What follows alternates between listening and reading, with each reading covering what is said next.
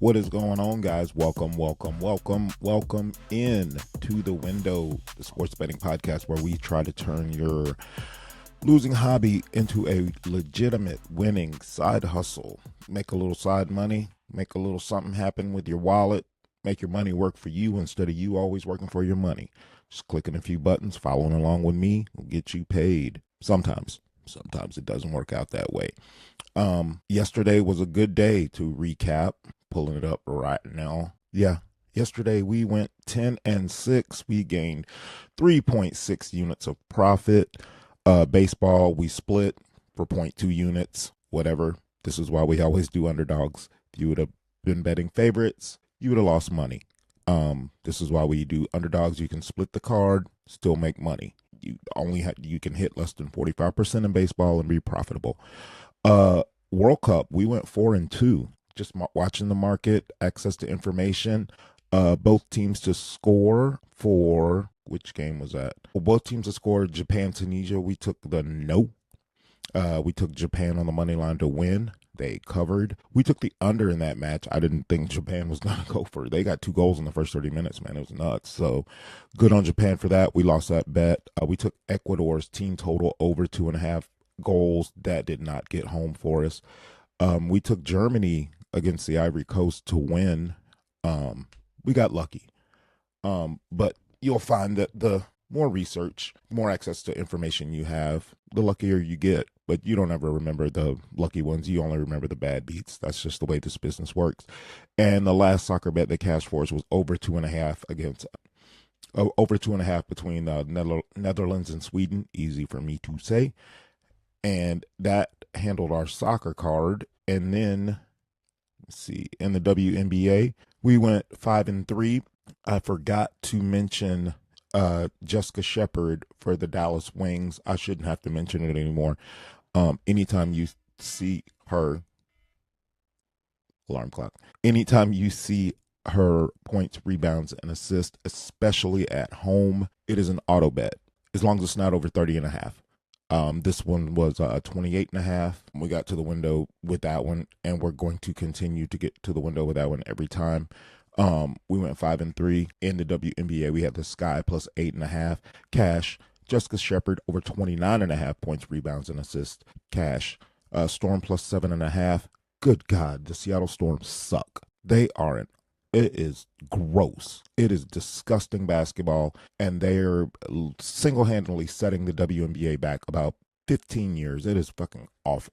It is so bad. I don't know what their plan is with this team, because there better be a bad motherfucker coming out in the draft next year, because whoa, or they better be willing to trade some pieces.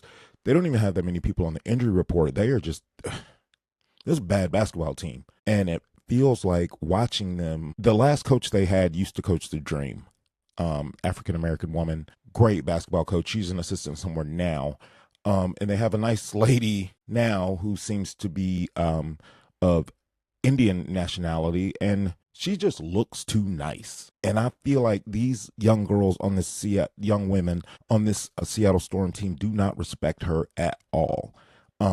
Their shot selection, it is bad basketball. So long story short, it doesn't matter. It is what it is. Like, just lock that in going forward. This team stinks, especially on the road. At home, different animal. They get the crowd behind them. They can play better, but they lack the skills as far as shooting goes.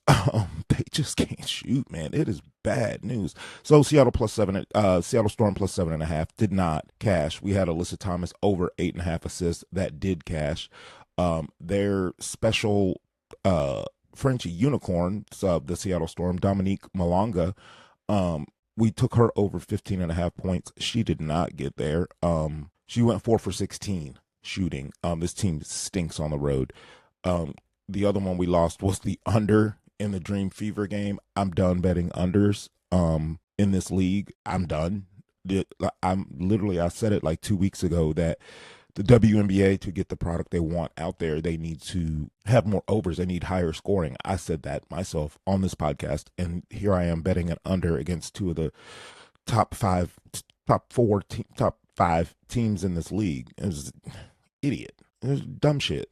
Like, stop overthinking, man. Like, literally overthinking. So we lost that. Those were our three losses. The under in the dream game, Dominique Malonga over 15.5 points, and the Storm plus 7.5. And then the last two that we did cash, Angel Reese over 14.5 points. She ended up with 18, and Caitlin Clark over 19.5 points. She ended up with 26. Caitlin won the battle. Angel won the war, I guess, because the dream won by fucking 20 points. Like, it was a great win. And the dream are reaching that level of the Lynx and the Valkyrie as far as home court. College Park is lit for the dream, man. Like, I'm going to catch a game. It's going to be after this World Cup shit is done. Downtown, and the traffic is back to whatever fucking normal is in the city. But I'm 100% going to catch a game because home court for the dream is live. I want to be boots on the ground in that joker, maybe do a live stream. Don't really know, but definitely going to check out a game before the season is over. That being said, let's get into today's card. But first of all, I want to say to all the fathers out there, happy fucking Father's Day, man. Happy motherfucking Father's Day. Thank you for being the good dads that you are, taking care of your responsibilities, doing your job, a thankless job. This holiday is the red-headed, dirty-ass stepchild of holidays. Hopefully you get more than socks or an ugly-ass tie. Hopefully you get to do whatever the fuck you want to do today. I do not have children, so I can't really speak to what a father deserves on Father's Day, but I hope you get to do whatever you want, and I hope you are happy doing whatever you want. And hopefully I can make you some money this Father's Day by following along on these bets. So shouts out to you dads for doing your thing, doing the right thing, being there for the fam. Just thank you. It means the world. And I'm sure your family feels the same way. Let's get into it, man. Let's get the baseball out of the way because I don't think anybody cares. I do, because we are performing quite well. First up on the card, we are taking the Los Angeles Angels against the Oakland Athletics on the money line. This is just a pitcher mismatch. The Athletics hit the ball really well, but the Angels starting pitcher is a lot better. Hopefully, I hate saying using the word hopefully when investing on this stuff, but I don't need them to. I don't think Detmers will blow up in this spot. But Perkins is the pitcher for the A's, and he is not good. And I'm just hoping that the Angels can take advantage of a bad pitcher in that the A's have trotted out their main guys earlier in the series. And I hope the A's bats can come alive against this pitcher with a 6.15 ERA. I can get into his flip, whip, blip, but you don't care. Angels plus 117 on the money line against the Athletics is the first play. Second play, they're giving me the Guardians again as an underdog again against the Astros again. I'm betting it again. Guardians on the money line plus 120 against Houston. You don't care who's pitching. It doesn't matter. It's Slade Jaconey against K-Wei Tang. God bless you. I don't care. Anytime you're giving me the Guardians at plus money, I'm going to take it every single time. That's all there is. Let me see. There's the last. And we're taking the Cubs against the Toronto Blue Jays on the money line at plus money. Yeah, Shota Imanaga's going for the Cubs. Listen, he has gone through his regression. He started out he started out the year hot, and he started pitching well. Went through his little bit of regression. He was getting tattooed for a minute, but I think now he is rounding into form, and I think he regresses towards the mean of being the pitcher he was at the start of the season. I think on the road on a Sunday afternoon that this is a fade spot for Dylan Cease. This is not a Dylan Cease. It's not a good pitcher bet. This is he's priced wrong here. Dylan Cease very well, with the exception of Cam Schlittler for the Yankees. Dylan Cease is the second best pitcher in the American League right now. But I just think at Wrigley Field on a Sunday afternoon, there's a lot of variables that can go into that, and I will take Imanaga and the Cubs in a bounce back spot at plus money against the Toronto Blue Jays.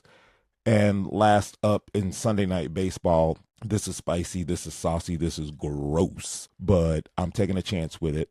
Zach Wheeler is on the mound for the Phillies, and he is dealing. Zach's dealing. His actually his uncle comes into my bar and hangs out. Larry, shouts out to you, Larry. When Zach used to pitch here in Georgia, but fading you, Zach. Sorry, buddy. You don't know who the fuck I am. It doesn't matter. But we're only taking the Mets on the first 5 innings on the money line. It's plus 163. So $10 will bring you back $27. $100 will bring you back $263 to be exact. You can probably find a better number than 163, although I doubt it because Novig is the best book out there as far as odds go. But yeah, Mets first 5 inning money line. Peterson's going for the Mets. Wheeler's going for the Phillies. I don't need Peterson to be lights out. I just need you to survive. I just need you to survive for 15. I think 15 outs. Just get me 15 outs, homeboy, and then get and sneak a run in somehow. The Mets bats come alive, sneak a run in somehow in that first 5 innings, and then I don't give a fuck what happens after that. So that is the card for baseball. We'll get through it. Angels on the money line. All of these are 0.8 of a unit. So whatever your unit size is, about 3/4 of a. Shut up, alarm. Sorry, alarm clock keeps going off. Jesus, let me turn it off. Good Lord. That being said, let me turn this thing off. Jesus, cool. And back to it. All right. So like I said, all of these are 3/4 of your normal unit size, not a full unit on any of these baseball plays, unless I say so, please. If you're following along religiously, which none of you are, but do me a favor, if you are not, just do me a favor, just a quick second, hit that thumbs up for me, subscribe to the channel. That would be dope. I would really appreciate it. That'd be really cool, man.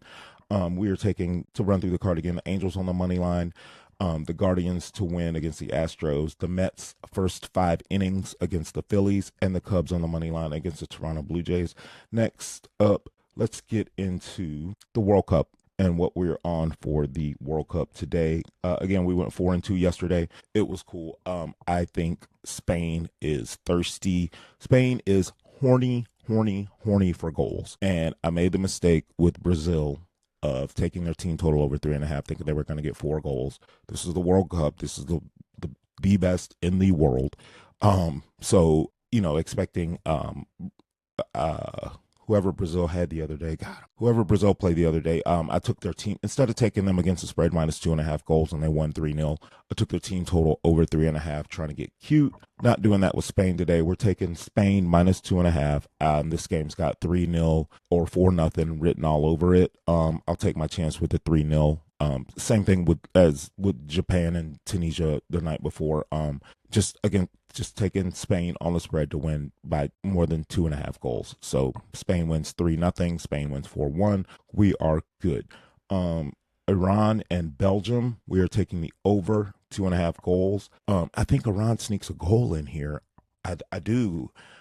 Not enough to take that ticket around over a half goal to the window. Not enough to take it to the window because Belgium could win this match 3-0. But I really think Iran might sneak a goal in there, and then Belgium's going to play like their hair is on fire. So we're taking the over 2.5 goals in the Iran-Belgium match. And then we're boots on the ground here. My girl works at the Atlanta Stadium. That's the Hilton connected there. She works the lobby bar there. And apparently the people from Cape Verde, from Uruguay, and from Spain are just lovely, awesome people, and especially the people from Cape Verde. They are just lovely people. I'm not down there. I'm working at my job, but this is the goalie that stood on his head against Spain and had a clean sheet against arguably the favorite team to win this tournament, which was unbelievable. He went from 500,000 followers on Instagram to 14 million followers on Instagram, which is awesome. His mom actually, I don't know if it's monetizing the Instagram thing or whatever, helped pay for his visa, but somehow, some way, which is really cool, his mom was able to make it to Miami. Yesterday she got a visa, got into the States, and hopefully I think she can make it here to Atlanta to see him play. That being said, I'm not taking a side in this game. I'm not touching the total in this game. I really like the draw in this game. I think this dude shows out for his mama.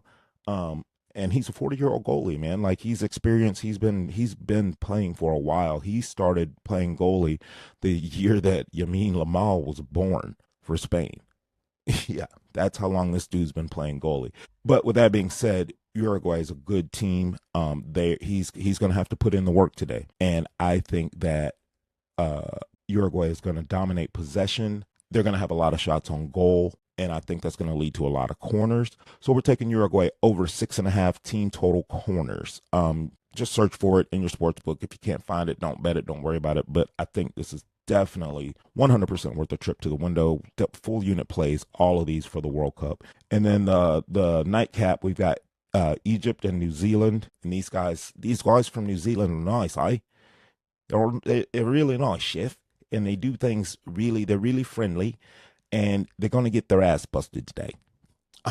Listen, I think Egypt has got something for New Zealand. God bless them. But stick to rugby. I think Egypt's got something for them, and a lot of people have been betting these both teams to score props. Just like we did in the Japan-Tunisia match. I think that New Zealand is not going to score. So I think Egypt's going to win the game, but I think the no to both teams scoring is the bet on that. So Egypt, New Zealand, both teams to score, no. Over 6.5 team total corner kicks for Uruguay. Over 2.5 goals for Iran and Belgium, and Spain minus 2.5. Now let's get into the WNBA. Let's rock and roll. And this is what we're here for. This is where the money's being made with the long season and everything like that. Game 1's at 4 o'clock.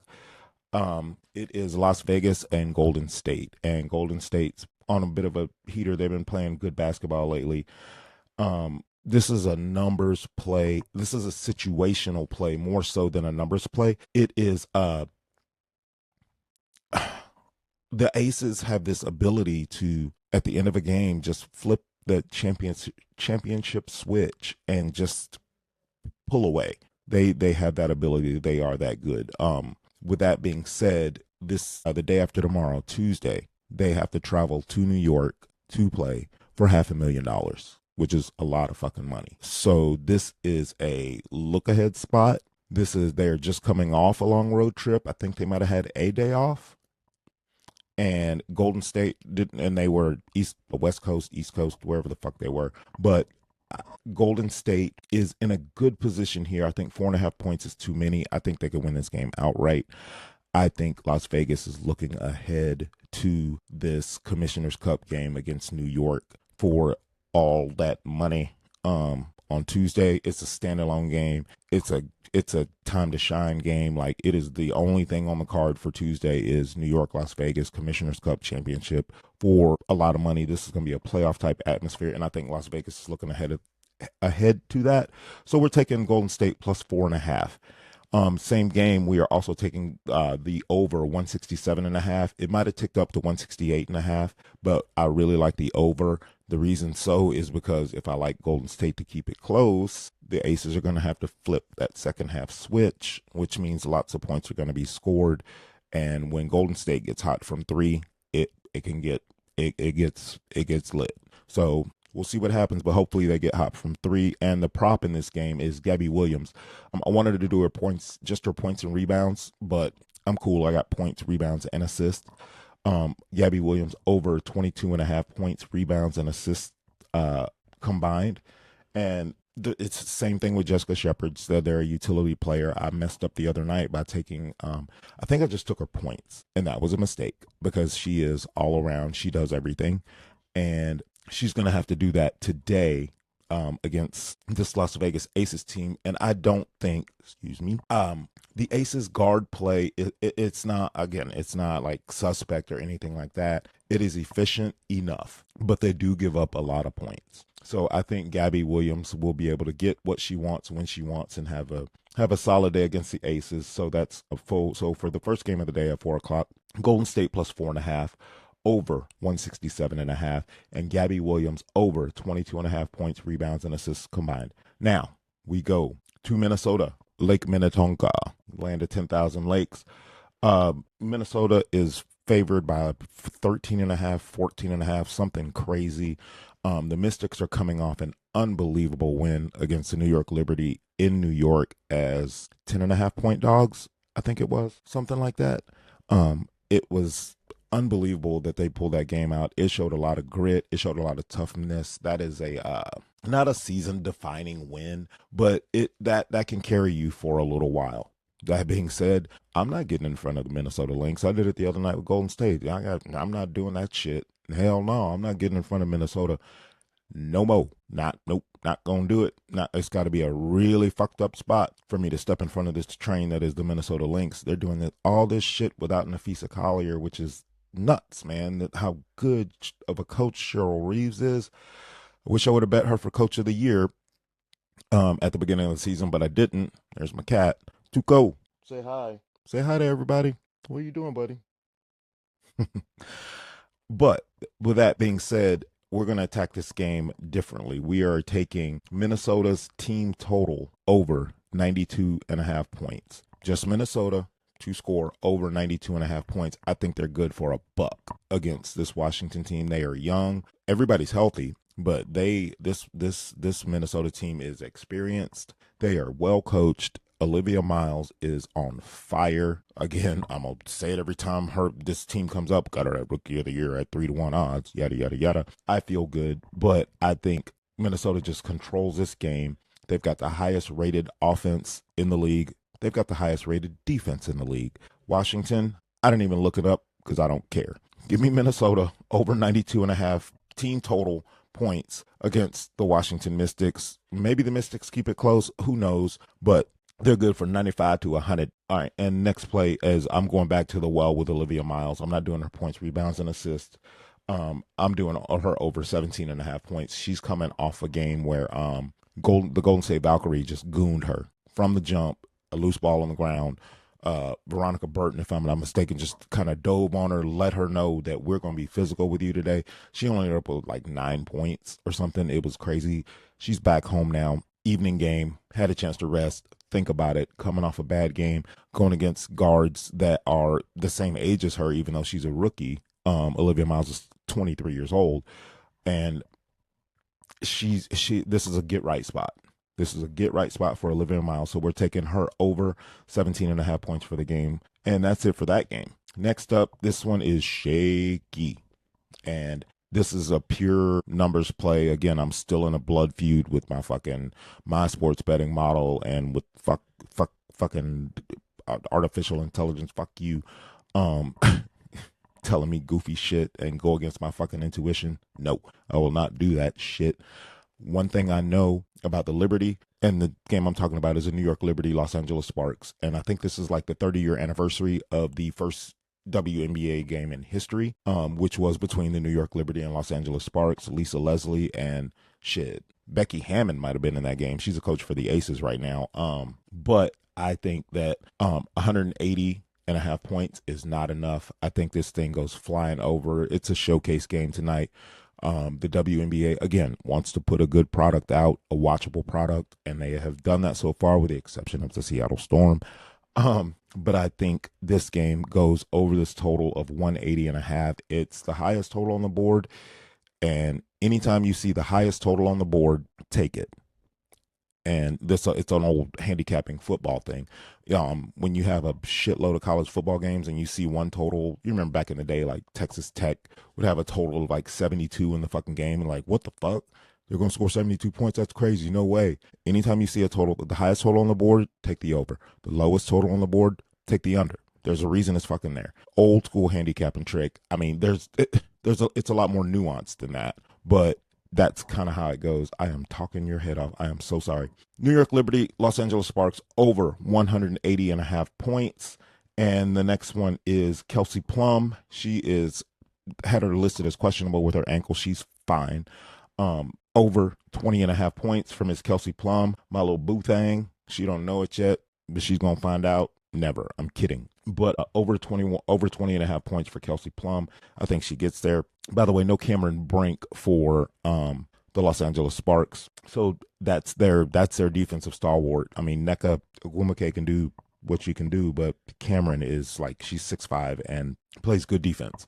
and she's out. So it's going to be an up and down game, in my opinion, in this bettor's opinion.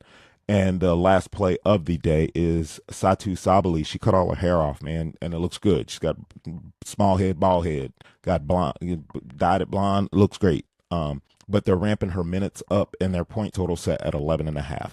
I think she's good for about 15, and that's going to do it for the card. I will run through all of it again right now. Golden State plus 4.5. Golden State Las Vegas over 167.5. Gabby Williams over 22.5 points, rebounds, and assists. Minnesota's team total over 92.5 points. Olivia Miles over 17.5 points. New York Liberty Los Angeles Sparks over 180.5 points. Kelsey Plum over 20.5 points. Satu Sabali over 11.5 points. Baseball, we are on the Los Angeles Angels to win, the Cleveland Guardians to win, the Mets to win the first 5 innings against the Phillies, and we are on the Cubs to win against the Toronto Blue Jays. And lastly, in the World Cup, Spain minus 2.5, so they need to win 3-0. Iran and Belgium over 2.5 goals. Uruguay, their team total corners over 6.5. Hopefully the goalie from Cape Verde stands on his head again and they get a draw, or good Lord, pull out a win. That would be really cool. And Egypt and New Zealand, both teams to score, no. That is the card, guys. Lots of action, like we always do. The money, your money can't work if you don't put it to work. And practice good money management. Don't bet what you can't afford to lose. If a bet makes you sweat, you are not doing it correctly. This is supposed to be fun. It's a side hustle. It's not a full-time job. We're not running numbers from some syndicate out in Vegas. We're not doing that. But with enough research, homework, analysis, we can find an edge. We can make some money. And that's what this podcast is all about. Thanks for watching, man. Like and subscribe to the channel, man. Give me a thumbs up. Like, tell me I suck. I don't know. Engage with me, dog. Just talk to me. All right? We'll holler at you guys. Take care. Happy Father's Day to all the fathers. This has been Jemiah from the To the Window Sports Betting Podcast. Wow. I'll see you guys later. Love.